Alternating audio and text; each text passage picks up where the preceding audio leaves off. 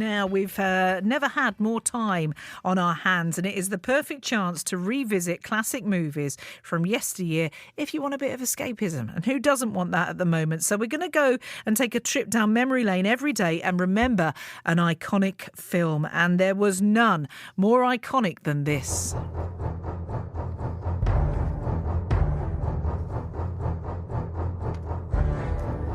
Now, it was released in 1975 and directed by a young man called Steven Spielberg.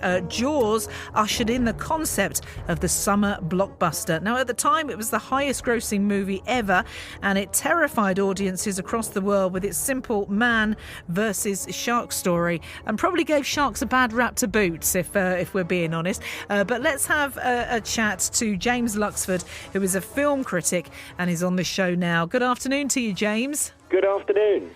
This has haunted me, this film. I love it. It's one of my favourite films ever, but goodness gracious me, you couldn't go back in the sea again and just not be looking around for something to appear out of the water, could you?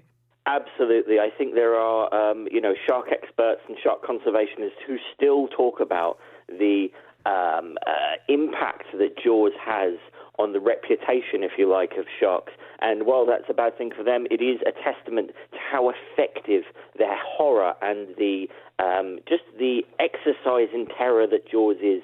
It has been compared to Alfred Hitchcock in that we don't actually see the shark very often, but we always know it's there, thanks in part to that wonderful piece of music you just played. Well, I remember watching this for the first time, and I was sat on a chair with a bowl of cornflakes, and it got to the point, where they dive down and that head pops up. They go down to the boat, the head pops up, they're going to get the shark's tooth out or something like that, aren't they? And he drops that when the head pops up. Well, it popped up, my cornflakes went everywhere, and I was just sat there gobsmacked. And even now, that scene just makes me jump. And I know it's coming. It is. No matter how many times you see it, the opening scene with the young couple going to swim in the beach, you're thinking, oh, no, don't go in there. But it's a testament to how well crafted it was. It was a nightmare to shoot, just Spielberg out there in some boats, and of course the sea is anything but predictable. The conditions were anything but predictable. The stars didn't get on. Robert Shaw, who played the fisherman, didn't get on with Richard Dreyfuss, who played the marine biologist, and they were fighting all the time. But out of all that turmoil came this real classic of cinema. So it was filmed actually at sea then, was it? Not in a tank? No. They obviously filmed parts in different facilities, particularly with the mechanical shark, which they called Bruce. But a lot of it was filmed at sea. They were on that boat, and Steven Spielberg was on a smaller boat. And particularly at that time, shooting on film, it was incredibly temperamental. You're at the mercy of tides, you're at the mercy of weather, you're at the mercy of the shark working. Notoriously, the shark was very faulty, and that's why we don't see so much of it in the movie, because simply it would pop up and the jaw wouldn't work, or it wouldn't pop up at all. And so it became just a real nightmare for Spielberg, but something of a trial by fire, if you like. Now, it was based on a book, wasn't it, which I've actually read, and the book kind of makes you jitter as well, doesn't it?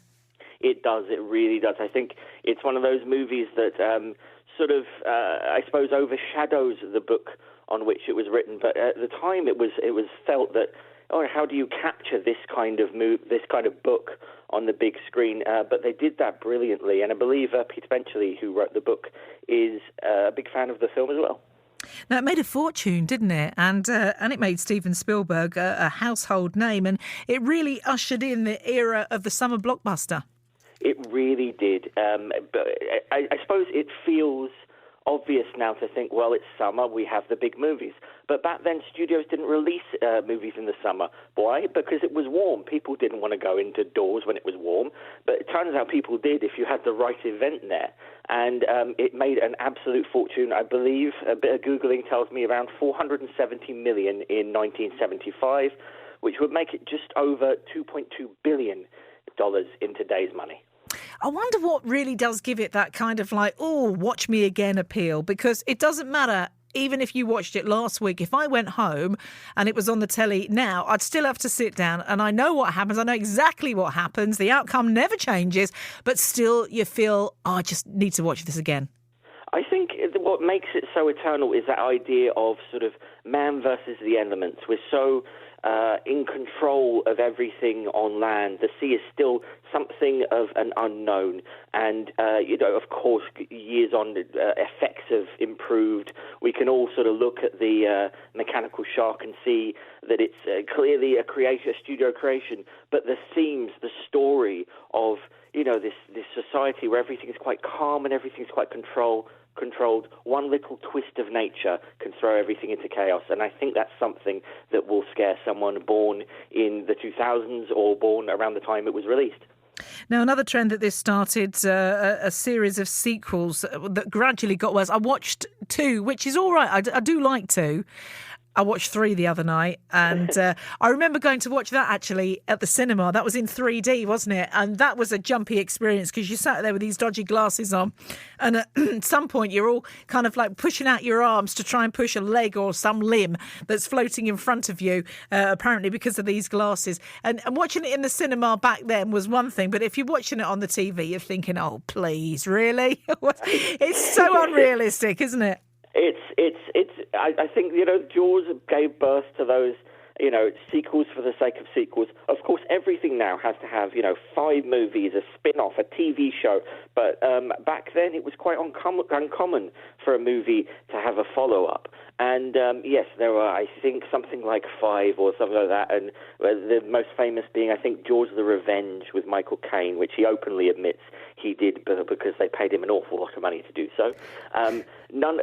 So 2 is all right, not quite up to the masterpiece of the original. The rest kind of, it's diminishing returns, isn't it? Yeah. I've never seen the one with Michael Caine in it, and I'm informed reliably by many not to bother. So I've not gone there with that one. 3 is as much. I think 2 is okay, though. It's got a certain charm because it's got all the characters in it, hasn't it? It has, yes, and I think there's still I think in terms of number 2, there's a sense of, well, we can take the characters somewhere. We can take Roy Scheider's character somewhere and see what happens next. By 3, by 4, we're sort of, well, we just want to bring the shark back, don't we? Yeah, just take them now, we're done. It's where you want the shark to win, basically. Listen, I thank you very much, James. Are you going to do another one for us tomorrow? Yes, I hope so. And we've got a list, have we, to choose from, or do you just kind of like decide on the day whatever you fancy? I mean, there's loads. I think we've looked up sort of Casablanca, Singing in the Rain, really going back into Hollywood's golden era to look at movies that I think sort of transport us and lift us in at a time when we need it the most. Well, listen, we'll look forward to having you on again tomorrow. And thank you. That is James Luxford there. And if you've got any favourite standout movies that you've been and watched all over again, let us know about those too. You can just text through 81333. Start your text with WM. Hi to Maz, who says, I'm too much of a wimp to watch Jaws, but my hubby loves it. Lots of love. I'd say just give it a whirl. Honestly, he'll know when the scary bits are coming and he can cover your eyes up. And that shark does not look real. OK, it looks many things, but real isn't one of them. So I think that you'll be all right, Maz. There's far worse now, to be fair. Right, it's Caroline Martin with you until 2 o'clock this afternoon. We're going to go into space, not literally, but we're going to talk about...